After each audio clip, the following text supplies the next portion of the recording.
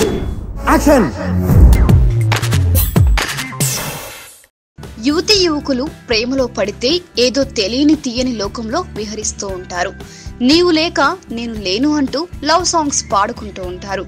అయితే ఏదైనా కారణంతో ఆ ప్రేమ విఫలమైతే ఆ బాధ వర్ణించలేని విధంగా ఉంటుంది.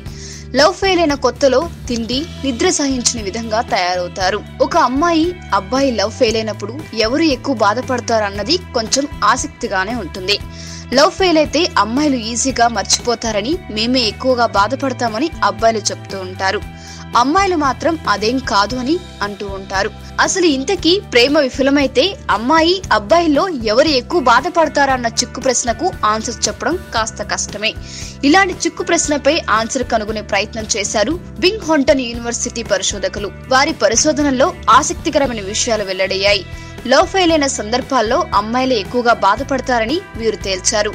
ఇటువంటి సందర్భం ఎదురైనప్పుడు అమ్మాయిలు శారీరకంగా మానసికంగా చాలా ఇబ్బందులు పడతారని పరిశోధనలో తేలింది.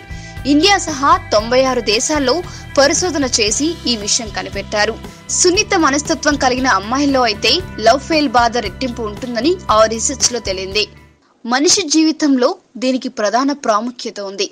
ప్రతి మనిషి కొత్త జీవితాన్ని మొదలు పెట్టడానికి పెళ్లి దోహదం చేస్తుంది.